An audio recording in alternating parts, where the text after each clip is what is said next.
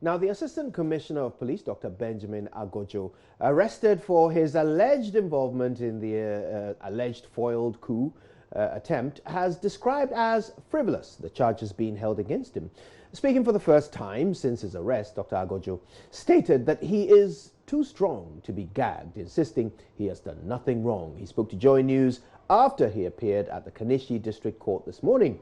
We'll bring you that shortly, but court correspondent Joseph Akabli joins us with more. So how did it all end in court this morning? And so when the case was called, his lawyers first said they had an initial objection to raise because they say that the charge which has been leveled against him was of the nature that the district court could not grant him bail.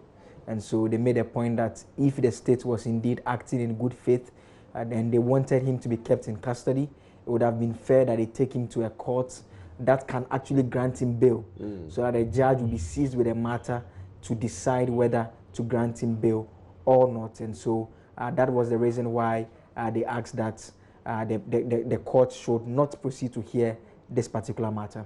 But the prosecutors disagreed? Yes, in fact, ASP Sylvester Asari, interestingly, he's the one in the shot just moving. He's a police officer, so in terms of rank, he's actually prosecuting his senior in the service.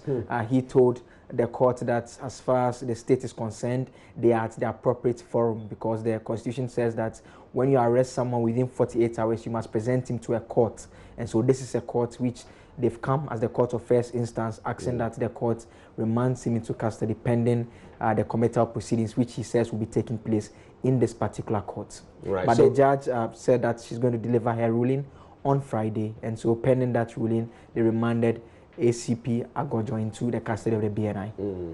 Now, I understand that there were some concerns over the fact that the suspect was wearing his uniform. And so at the Kaneshie District Court, the courtroom is actually upstairs, and so when I exited the court, I came down.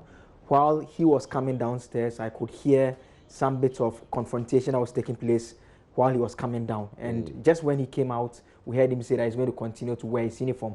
And the information we've picked up was that someone had suggested to him, someone who is part of the BNI officials who had come with him, had suggested to him that he shouldn't be wearing his uniform into the court. Then he responded that he's a serving police officer, he has not been interdicted, he has not been sacked, he sees no reason why he cannot wear his uniform. We can hear him speak on that as well as talk about what he makes of the charges against him. Let's do that now. I want to wear uniform.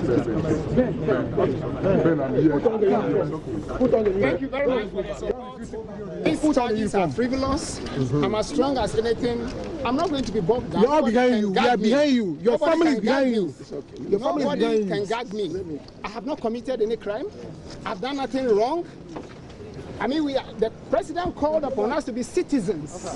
So when I express my opinion on a WhatsApp platform, unrelated to any alleged coup, nobody should bog me down. And I'll stand for this. I'll stand for this till the end. It's okay. They cannot break me down at all. It's okay. And I'm as strong as anything. It's okay. Thank you very much for your support. Thank you very much. Right, well, that was the first time we've heard from ASP Agojo since his arrest. Now, what seemed to be his state of mind? He looked calm, and at some points during the proceedings in court, he smiled and he kept looking directly at ASP Sylvester Asari, who is his junior in the police service, who is leading the state's prosecution. There were two instances that I saw him smile and shake his head at him.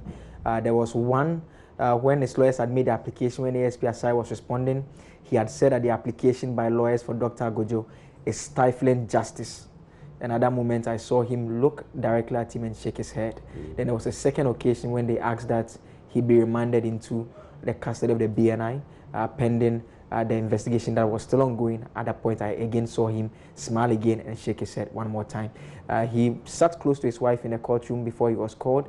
He took off the beret which he's wearing, and we are getting some explanation again that the uniform is a Ghana police uniform, but you know it has some additions which signify him engaging in an external operation. So he was actually on external operations. He had just arrived and reported to work on the first day. Then he was asked to come over to the BNI to assist them with some investigations, after which he was arrested. And so that is the same uniform that you can see with the beret, which is the UN one, not the Ghana police one, and the one on the arm, right arm, which is also that of the UN. That's fascinating. So at this point, he remains in the custody of the BNI. Yes. And in fact, this court doesn't have the power to grant him bail, as we understand it. So the judge is going to make a ruling on whether or not the case, whether or not it must proceed in a different court. Yes, because the application that they raised is one that we've not seen happen many times. They are raising a constitutional issue saying that if a court cannot grant someone bail, can that same court remand the person? So why not the state, if indeed you want to keep someone beyond 48 hours, why not take him to a court that actually has the capacity to do either, so that the court makes that determination? And so they are asking the court that if you think that you can't grant him bail, or you are still unclear about what we are saying, then refer the matter to the Supreme Court for the Supreme Court to give some explanation on what direction this should take. Fascinating, fascinating. All right, well, the family also had quite a bit to say, didn't they? In fact, they've been saying that he has committed no crime. We can listen to his sister and his nephew. And we are very grateful to the whole country. Everywhere you pass, the cause in and outside Ghana, we are very grateful to everyone for the support they have shown us. At the end of the day, we believe that this same Ghanaian spirit, that we should be citizens, to which he's standing, would vindicate him at the end of the day. Thank you very much. The judge has spoken. So let's wait for Friday, 12 noon. So what's your take about this whole thing, he being arrested for being... I have no idea.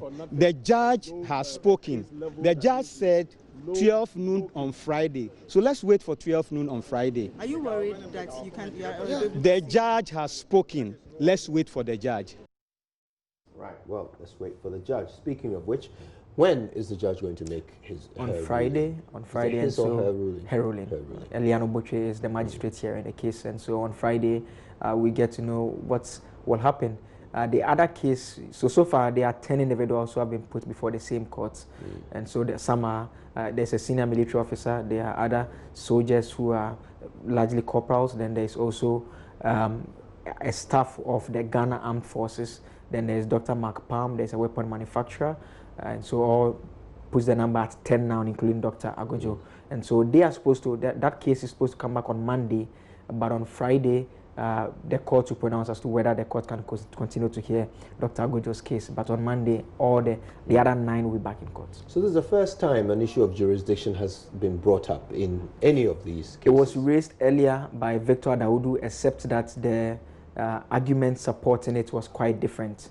They didn't raise it as a constitutional matter. They insisted that the court cannot hear the case, in which case the court responded that if it was a committal proceeding that was being done, the court could do that. But this is a constitutional matter they are raising, saying that if you can't grant him bail, then obviously you can't remand him. And that is an application that they say that has been overlooked over the years, and they think that this may be a good test case to get some decision on that. This is Martin Pebu leading this argument. Yes. Right. Well, we can't wait to hear what the judge says about that. Until then, though, thank you so much. Thank you for joining. Joseph Akabley, our correspondent, bringing us all the way up to date on that story.